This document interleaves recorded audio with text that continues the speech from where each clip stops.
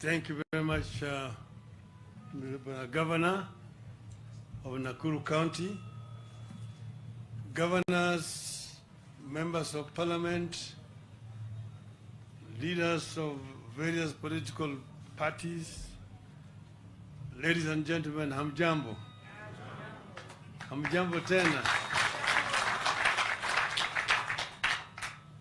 As the governor has said, Nakuru has always been the epicenter of politics in our country. Right from the days of the colonialism, right through up to post-independence era. Many things have happened or have started here in Nakuru. I was giving an example to those I was sitting somewhere with earlier on today about what happened to my father when he was coming here in those days as a leader of Luo Union. The story is actually written in his book.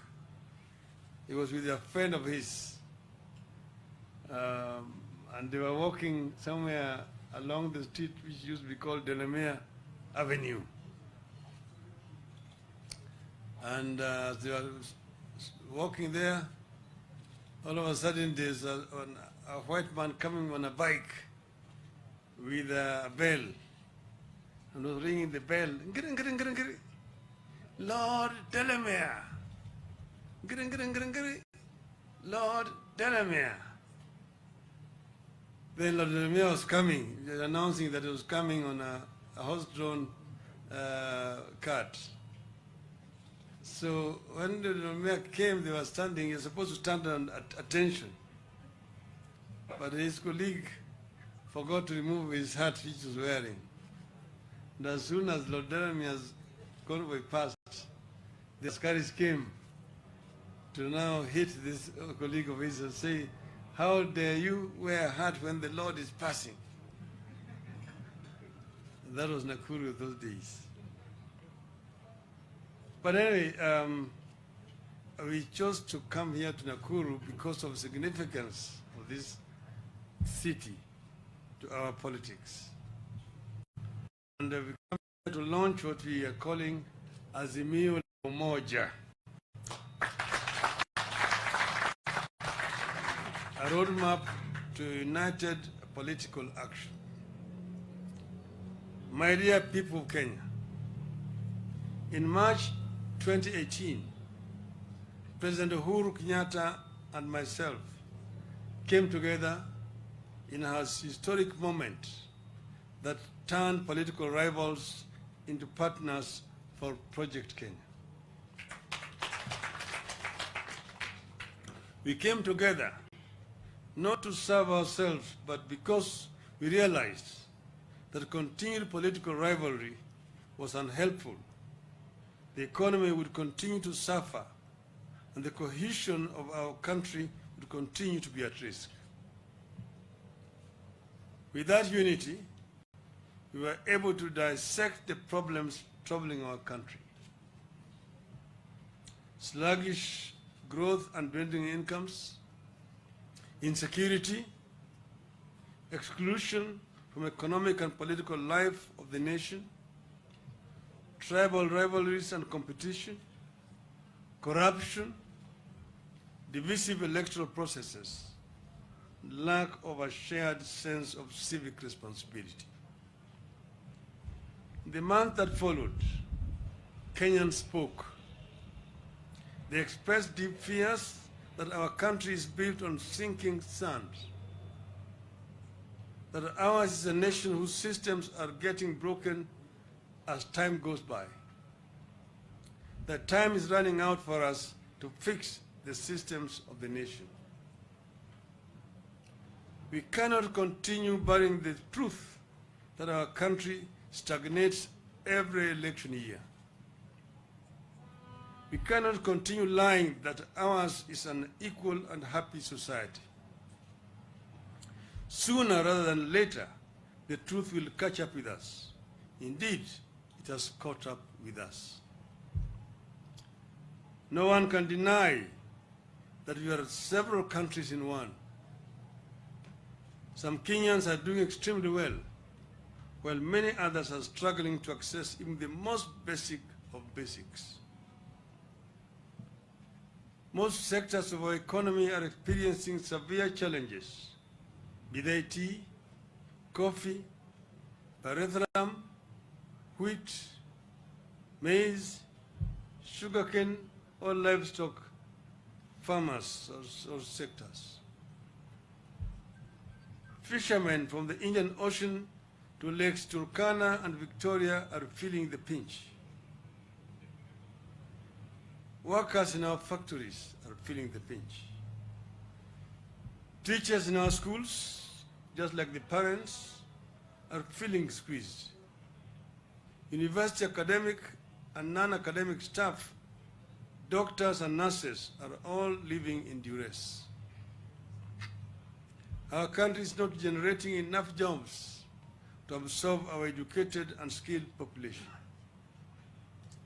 There can be no doubt that this country needs a massive investment in sectors like manufacturing, agriculture, infrastructure, healthcare infrastructure, and information technology, tools for emotional and irrational appeals.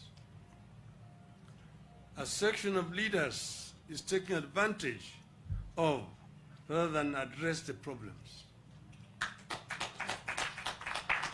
It is clear that these problems will persist well beyond 2022 unless we begin addressing them today. Our country needs a coherent plan to recast and implement our long-term development plans as contained in the Vision 2030. There can be no denying that the country needs to promote and protect the small-scale businesses, like the types resident in Gikomba and similar markets, from unfair competition by foreigners. We equally need to address the issue of punitive taxation so that we promote, not punish, investment. Kenya needs a fair and transparent tax regime backed by a clean and efficient public service. We need to build a nation where leaders exist to serve people and not to lord over them. A nation where meritocracy shall replace mediocrity and nepotism. And a country with zero tolerance to corruption. We need to build a nation where rights of each and every citizen, irrespective of their status, is respected. We need to respect gender, our women folk, promote the youth in our society. Inawezekana. In our own small way, we must start that conversation. We must start talking about how to ensure elections are not about government but governance.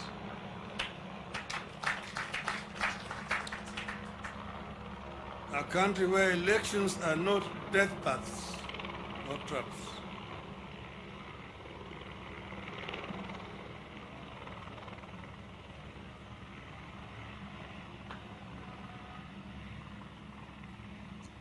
In the present circumstances, we must unite and help our people contain the COVID-19 pandemic, rally them for vaccination, while we work with the government to roll out measures to cushion the country from the ravages of the pandemic. Together we can come up with ways and means to raise money to fund stimulus packages for our people as other countries have done. Fellow Kenyans, over the years, we have weathered strong storms and tides to resolve our problems and take our country forward. It has been a difficult journey across a treacherous road to democracy, a liberalized economy, and a free and open society. We have come this far because at difficult times, we have always charted a path that sets us apart from other third world countries. A path that takes us forward, not backwards, and secures our future while benefiting from lessons of the bitter past. And so today, we are here to launch another united effort to address the problems afflicting our people. The journey we start today is intended to create the political and ideological unity that we require to confront the problems afflicting our people. We are coming together with a political and governance framework that ensures our economy works for each and every one of our citizens. We believe that to address the problems afflicting our people in a sustainable manner, we must bring the diversity of our people, their leaders, and their problems onto one table and embark on a systematic and transparent search for solutions as equal stakeholders in Kenya's future. Our society is diverse and divided and complex. No single man or woman can be our sole Messiah. We therefore have no option but to build inclusive political processes. We must therefore urgently embark on uniting, not dividing our people, not pitting people against each other, not pitting the poor against the rich, the young against the old, one faith against the other, tribe against tribe. That would be a strong recipe for a violent competition for political power. Kenya cannot afford another era of election violence. Kenya is too divided to be splintered any further.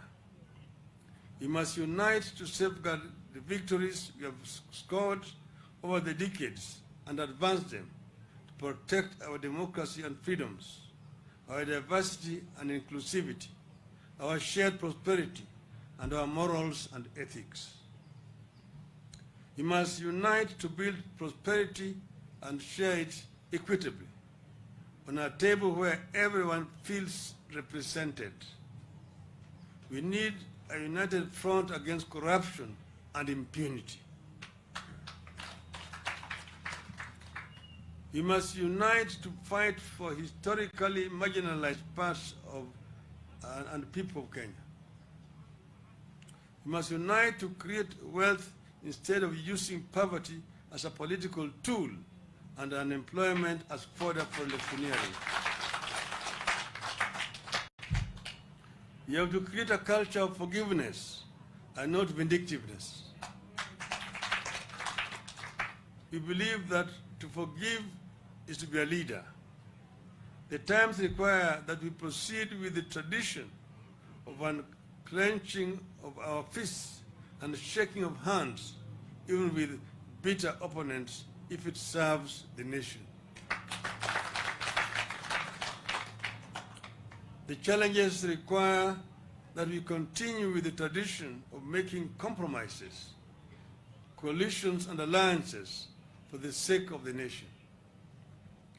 Going into 2022, we must cleanse the land of the spirit of anger and bitterness, the spirit of revenge and entitlement, and continue on a path that reconciles, unites, calms, and stabilizes the nation. That is the journey we are embarking on today. We must recommit to a leadership that continues with the spirit of good neighborliness and Pan-Africanism, not one that undermines it. We recommit to a leadership that strengthens, not undermines, our ties with all international partners who have stood with us in good and bad times, and the new ones willing to work with us. The journey towards a mass movement that we set on today aims to bring on board Kenyans of goodwill, citizens, leaders, movements, social formations, and institutions dedicated to advancing people-centered democratic governance in Kenya. Within a short period of going around the country, we will unveil the vehicle that has space for the diversity of Kenyans to the promised land.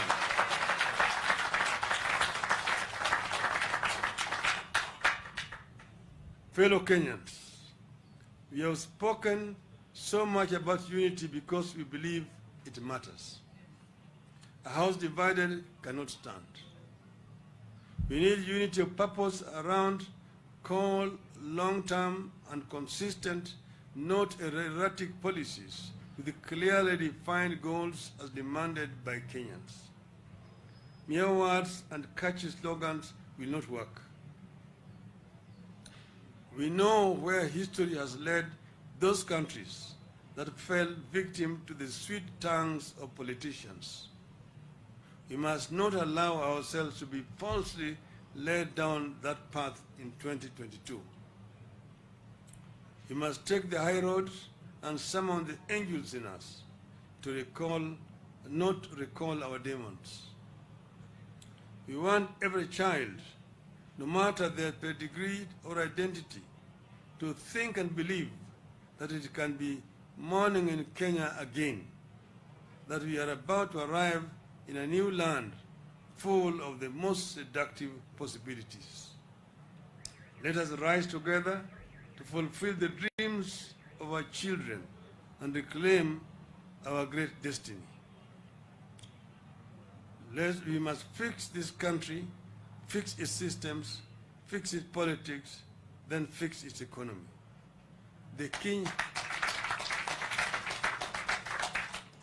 We believe that the Kenyan dream, as coined by the founding fathers, is achievable.